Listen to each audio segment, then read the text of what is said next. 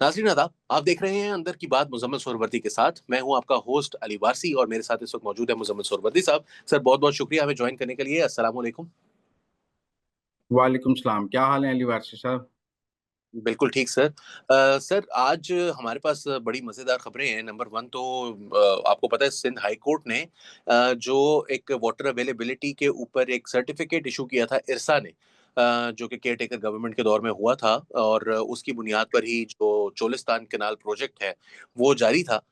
उसको उन्होंने आज सिंध हाई कोर्ट ने उसके ऊपर स्टे दे दिया है और 18 अप्रैल तक फेडरल गवर्नमेंट को उन्होंने ये कहा है कि आप अपना जवाब हमें जब दाखिल करवाएं। तो सर ये क्या मामला है, ये कैसे हो गया अचानक? देखिए, ये दुरुस्त है कि सिंध में इस वक़्त चोलिस्तान नहर पर सियासत हो रही है और हर सियासी जमात जो है वो दरियाए सिंध के ऊपर सियासत करने की कोशिश कर रही है। पीपल्स पार्टी भी कोशिश कर रही है और ये एक पॉलिटिकल इश्यू बन गया, ठीक है ना? और मैं समझता हूँ कि सिंध हाई कोर्ट को इसमें पार्टी नहीं बनना चाहिए। देखिए, इस तरह तो Punjab high court, Lahore high court जो है वो चोलिस्तान कैनाल के हक में फैसला दे देगा, सिंध हाई कोर्ट खिलाफ दे देगा, फिर पंजाब की हुकूमत कहेगी चूँकि पंजाब हाई कोर्ट ने हक में फैसला दिया हुआ है, हमने बनानी शुरू कर दी है, ठीक है ना? अगर तो कॉन्स्टिट्यूशन। ये अगर तो मेरा मतलब है कि सिंध हाई कोर्ट को ये कहना चाहिए था कि ये वफाक का मामला है, इरसा का हेडक्वार्टर कोई सिंध में नहीं है। आप यहाँ तो जाकर इस्लामाबाद हाई कोर्ट में इसको चैलेंज करें या सुप्रीम कोर्ट में चैलेंज करें। सिंध हाई कोर्ट को इसमें फ्रीक बनने की क्या ज़रूरत है? इस तरह तो कल पंजाब गवर्नमेंट कोई जाके लाहौर हाई कोर्ट से स्टे ले लेगा और इसको बहाल करा लेगा इरसा के को और कहेगा जी चोलिस्तान कैनाल बनाई जाए। फिर क्या होगा? एक हाई कोर्ट कहेगा बनाई जाए, एक हाई कोर्ट कहेगा ना बनाई जाए। तो मेरे ख़्याल में सिंध हाई कोर्ट को इस सियासी तनाज़े में फ्रीक नहीं बनना चाहिए। इसके कॉन्स्टिट्यूशनल फोरम्स मौजूद हैं अभी। अभी उन कॉन्स्टिट्यूशनल फोरम्स पर ये बात होनी बाकी है, अभी नहर बननी शुरू नहीं हुई है। इसको चैलेंज करना है, इसके कॉन्स्टिट्यूशनल फोरम्स हैं और वो हाई कोर्ट नहीं है। मेरे तो ख़्याल में सिंध हाई कोर्ट ने जुडिशियल एक्टिविज़्म किया है। इसमें इस मामले में पढ़ के उन्हें कहना चाहिए था कि हमारी ज्यूरिसडिक्शन नहीं बनती है। आप यहाँ सुप्रीम कोर्ट में जाएँ क्योंकि इसमें बहरहाल पंजाब एक स्टेक होल्डर है। इसमें पंजाब पंजाब हुकूमत पंजाब एक स्टेक होल्डर है, इसमें वफ़ाक एक स्टेक होल्डर है।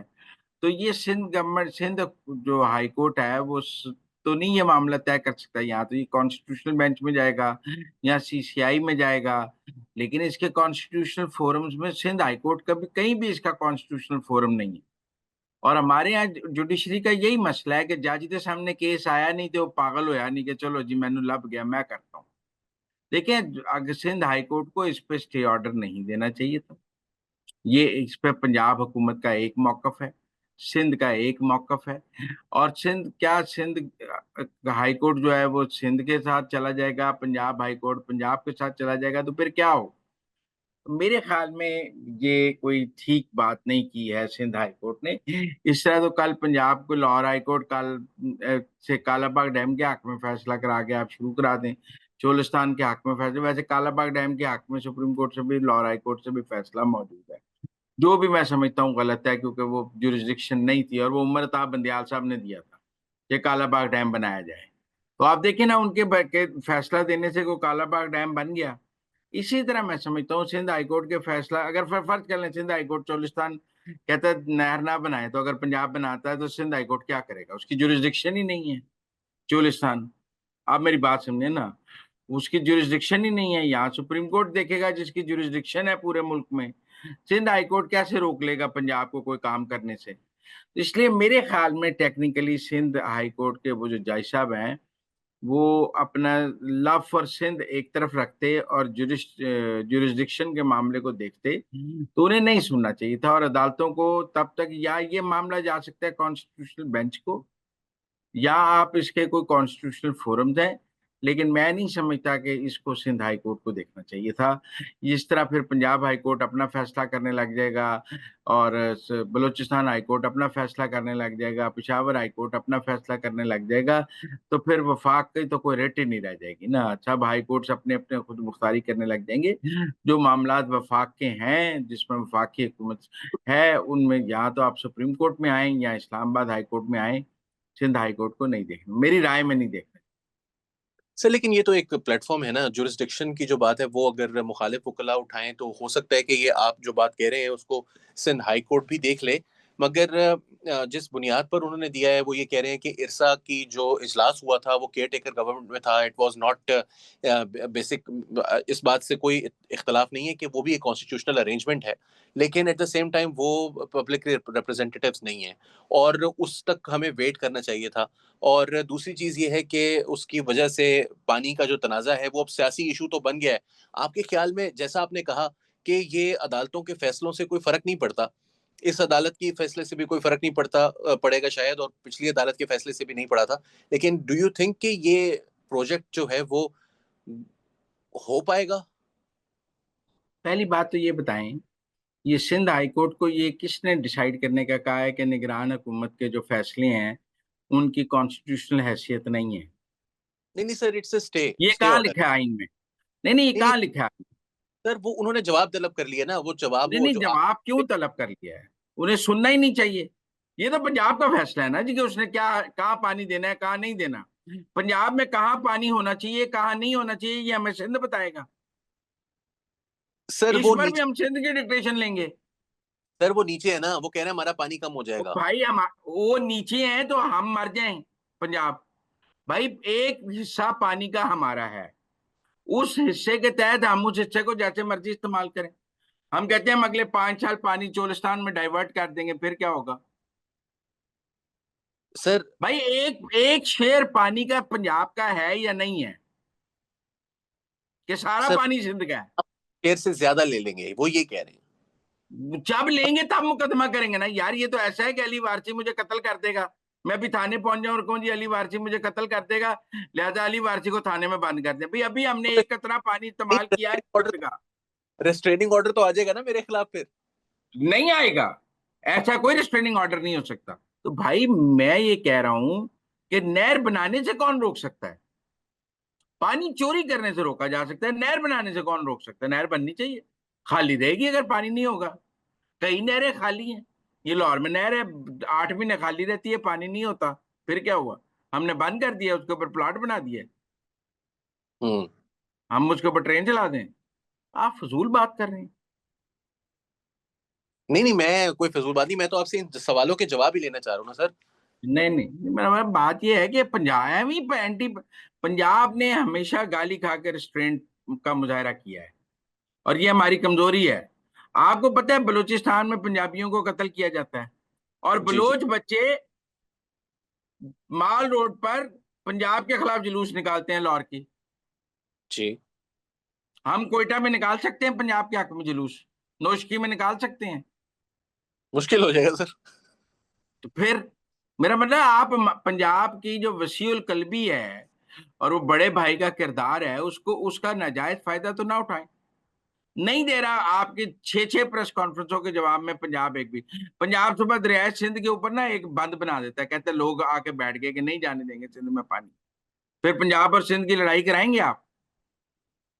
सर लड़ाई तो होगी फिर, जाहिर है पानी बंद हो जाएगा तो। तो फिर नहीं होनी चाहिए ना लड़ाई, तो सिंध हाईकोर्ट को उसमें पार्टी नहीं बनना चाहिए, उसके जो कॉन्स्टिट्यूशनल फोरम है उस पर जाने दें इसको।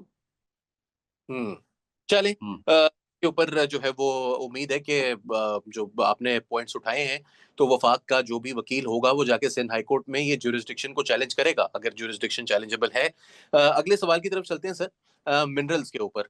अमेरिका से जो है वो एक डेलीगेशन आ रहा है, मायर नाम है उनका, और वो पाकिस्तान आ रहे हैं एक डेलीगेशन लेकर, और मिनरल्स के हवाले से वो बात करना चाह रहे हैं पाकिस्तान के अंदर। 8 तारीख को वो पाकिस्तान पहुंचेंगे, और स्टेट डिपार्टमेंट ने, अमेरिका का जो स्टेट डिपार्टमेंट है उसने इसका ऐलान भी कर दिया है। आप कैसा देख रहे हैं इसको? एक तो ताल्लुकात के हवाले से सफारती तौर पर भी बताइएगा, और ये बताइएगा कि मिनरल्स के हवाले से पाकिस्तान को कोई उम्मीद रखनी चाहिए कुछ बड़े इन्वेस्टमेंट की? देखिए मिनरल्स हैं पाकिस्तान में, हम आज तक उन्हें निकाल नहीं सके हैं। अगर अमेरिकन आके वो मिनरल्स निकालने में इन्वेस्टमेंट करना चाहें तो पाकिस्तान को खुश दिली से इस इन्वेस्टमेंट को कबूल करना चाहिए। हमने इससे पहले चाइनीज इन्वेस्टमेंट ली है और ली है, अगर अमेरिकन इन्वेस्टमेंट पाकिस्तानी मिनरल्स में आती है तो पाकिस्तान को उसको कबूल करना चाहिए, वेलकम करना चाहिए। क्यों नहीं करना चाहिए? हमारी कोई अमेरिका से लड़ाई है कि हम अमेरिकन को कहें कि आप हमारे मुल्क में इन्वेस्टमेंट नहीं कर सकते?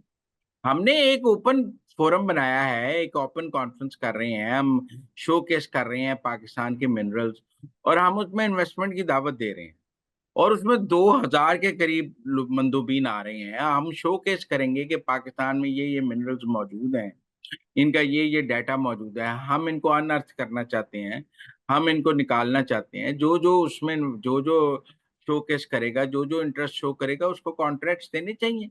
फॉरेन इन्वेस्टमेंट को मैं समझता हूँ बहुत पॉजिटिव बात है कि अमेरिका का आला सतही वफद आ रहा है। तहरीक इंसाफ वालों को बहुत प्रॉब्लम होगी इससे, यकीनन कि ट्रंप जो है वो पाकिस्तान में इन्वेस्टमेंट भी करना चाहता है। उनके ख्याल में तो वो सिर्फ पाकिस्तान पर पाबंदियां लगाए। तो अगर अमेरिकन यहाँ पे इन्वेस्टमेंट करते हैं तो स्टेक होल्डर होंगे, इससे पाकिस्तान में अमन भी आएगा, और ये जो टेररिज्म है ये भी कम होगा, मैं समझता हूँ। तो मुझे तो ये बहुत पॉजिटिव बात लगती है। हमें पूरी दुनिया को ऑफर करनी चाहिए और बेस्ट डील्स को लेना चाहिए। सर बहुत इंपॉर्टेंट आपने बात की कि ये हमारी स्टेबिलिटी के लिए भी बहुत इंपॉर्टेंट है। मुझे ये बताइएगा कि जो अमरीकी वफ्द आ रहा है, इसको आप पीटीआई के तनाजुर में तो जाहिर है आपने उसको टच अपॉन किया। असल बात तो ये है कि पाकिस्तान की ये एक सफारती कामयाबी भी है कि हम अपनी जो एक बड़ी कॉन्फ्रेंस है उसके अंदर सारी दुनिया से जो लोगों को बुला रहे हैं, उसमें एक इंतहाई ट्रंप एडमिनिस्ट्रेशन का अहम शख्स जो है वो पाकिस्तान आ रहा है। तो आप इसको किस तरह देखते हैं? गवर्नमेंट की डिप्लोमेटिक सतह के ऊपर एक विक्ट्री के हवाले से मैं बात कर रहा हूँ। नहीं, बहुत बड़ी विक्ट्री है, और जब से ट्रंप आया है हमारे ताल्लुकात बहुत बेहतर जा रहे हैं। उन्होंने अपने एनुअल स्पीच में पाकिस्तान का शुक्रिया अदा किया। हम्म। उसके बाद अगर आप टैरिफ्स में भी देखें तो बांग्लादेश और वियतनाम से कम टैरिफ लगा है पाकिस्तान के ऊपर। मेरी जितनी इकोनॉमिस्ट से बात हुई है, लेकिन ना हमारे टेक्सटाइल में कंपेटिटर तो बांग्लादेश और वियतनाम है ना। तो हम्म। बांग्लादेश और वियतनाम से पाकिस्तान को कम टैरिफ लगा है, और कंपेटिटिवली हमारे पास ज्यादा अपॉर्चुनिटी है उनको उनको मात देने की अब अमेरिकन मार्केट में, क्योंकि हमारे ऊपर टैरिफ उनसे कम है। तो हम्म। मुझे कहीं ना कहीं नजर आता है कि ट्रम्प का एडमिनिस्ट्रेशन जो है वो पाकिस्तान के साथ चलना चाह रही है, और वो पाकिस्तान को खुला रास्ता दे रही है। आप देखें, आईएमएफ स्मूथ हुआ, वो भी अमेरिकन मर्जी के बगैर तो स्मूथ नहीं हो सकता था। और बाकी जगहों पर भी पाकिस्तान को जो इंटरनेशनल डिप्लोमेसी में कामयाबी है, उसमें अमेरिकन आशीर्वाद हमें साथ नजर आता है। We are moving ahead jointly, इसमें ऐसी कोई बात नहीं। ये दुरुस्त है कि जो लोग अमेरिका में पाकिस्तान पर और जनरल आसिम मुनीर पर पाबंदियां लगवाना चाहते थे, जो उन्होंने वो डेमोक्रेसी एक्ट मूव किया हुआ था, उनके लिए यकीनन ये नाकामी है। जो विल्सन के लिए नाकामी है, और पीटीआई का जो लॉबिंग है अमेरिका में, उसके लिए नाकामी है, उसका सियासी जनाजा है। तो वो सब कुछ तो अपनी जगह मौजूद है, लेकिन एज ए रियासत पाकिस्तान तो कामयाबी है पाकिस्तान की। बड़ी कामयाबी पाकिस्तान की। सर फाइनली फरहान मलिक जो कि रफ्तार एक यूट्यूब चैनल है, इसके वो मदारुल महाम है, सीईओ हैं, और आज उनको उनको कुछ दिनों से जो है वो गिरफ्तारी में थे। आज उनको रिलीज कर दिया गया है दूसरे केस में भी, और वो रिलीज हो गए हैं बेल के बाद। इसके साथ साथ सलमान अहमद जो कि अमेरिका में मुकीम है, पाकिस्तान तहरीक इंसाफ से ताल्लुक रखते हैं, उनके खिलाफ एक एफआईआर हो गई है। तो सर ये जरा बताइएगा कि ये नई एफआईआर का सिलसिला है, और पिछली वाली जो है उनकी बेल्स हो रही हैं, तो मतलब एग्जैक्टली पॉलिसी क्या है? देखिए, मैं फरहान मलिक साहब की की रिहाई का खैर मकदम करता हूँ, and I am happy on his release, और आई विश हिम गुड। और वो अच्छी जर्नलिज्म कर रहे थे, और in the four corners of law उनको अपने जर्नलिज्म का रास्ता जारी रखना चाहिए। और हम्म। मैं समझता हूँ कि अगर कहीं कोई लाइन क्रॉस हुई है तो उन्हें आइंदा उसका ख्याल रखना चाहिए, और कोर्ट ऑफ लॉ में उनसे उनको इंसाफ मिलना चाहिए, और उनकी मेरे ख्याल में मुकदमात को जल्द अज जल्द निपटना चाहिए, और उसमें उनको इंसाफ मिलना चाहिए। सलमान ठीक। अहमद साहब बहुत एंटी पाकिस्तान प्रोपेगेंडा करते हैं। अमेरिका में बैठ के वो जो पाकिस्तान के इदारों के खिलाफ, पाकिस्तान के खिलाफ उनके बहुत नेगेटिव ट्वीट्स हैं। और मैं समझता हूँ रियासत पाकिस्तान ने एक्ट करने में बहुत देर की है। ये मुकदमा बहुत पहले दर्ज हो जाना चाहिए था, और हमें उनके ऊपर जाके अमेरिका में भी मुकदमा करना चाहिए। जैसे हमने आदिल राजा के खिलाफ लंदन में जाके मुकदमा किया है, तो वो रोज चंदा मांग रहा होता है कि मेरे ऊपर बड़ा मुकदमात हैं और मेरे ऊपर खर्चा हो गया है। हमें इनके ऊपर भी अमेरिका में मुकदमा करना चाहिए, ताकि ये भी चंदा मांगना शुरू कर दें, और इनको भी पता लगे कि आगे क्या करना है। सर अमेरिका के जो डेफेमेशन लॉज हैं वो बरतानिया के मुकाबले में बड़े मुख्तलिफ है। वहां पर डेफेमेशन का केस जीतना बड़ा मुश्किल होता है। मुझे मेरे मेरा इसमें सिर्फ एक प्रॉब्लम है जो मैं आपसे आपसे जवाब लेना चाहूंगा। वो ये कि ये सलमान अहमद साहब के खिलाफ या अमेरिका में मुकीम कोई भी शख्स है उसके खिलाफ पाकिस्तान के अंदर एफआईआर करने से उसको कोई असर पड़ता है या ये मज़ीद हमारे लिए बैड प्रेस का मौजब बनता है कि भई ये तो इनके मुल्क में तो जो है वो आज़ादी इज़हार नहीं है वगैरह-वगैरह? नहीं, नहीं, कानून टूटा है तो कानून हरकत में आना चाहिए, क्यों नहीं आना चाहिए? कोई भी मुकद्दस गाय नहीं है। जो अगर कानून टूटा है तो कानून को हरकत में आना चाहिए, एफआईआर दर्ज होनी चाहिए। कोई जी, मुकद्दस गाय थोड़ी है कि जी वो यहाँ नहीं है तो एफआईआर दर्ज नहीं होगी, जब भी आएगा पकड़ा जाएगा। नहीं आएगा तो भी यहाँ पे स्क्वांडर तो रहेगा ना, बिल्कुल सही। ठीक है ना? ठीक तो मैं तो इसके हक में हूँ। बिल्कुल ठीक हो जितने गया सर। बार लोग बैठकर खुद को पाकिस्तान के कानून से मुबर्रा समझते हैं, उनके ऊपर वहाँ भी मुकदमे होने चाहिए, यहाँ भी होने चाहिए, मैं इस बात के हक में हूँ। बिल्कुल ठीक। सर बहुत-बहुत शुक्रिया हमें जॉइन करने के लिए मुज़म्मिल साहब। नाज़रीन आपने देखा मुज़म्मिल सोहरवर्दी साहब ने जो-जो बातें की मुख्तलिफ़ मौज़ूआत के ऊपर आपने सुनी होंगी, अपने कमेंट्स के ज़रिए अपनी आरा का इज़हार ज़रूर कीजिए। अली वारसी को नया दौर के प्लेटफ़ॉर्म से इजाज़त दीजिए। आप देख रहे थे अंदर की बात मुज़म्मिल सोहरवर्दी के साथ। आदाब।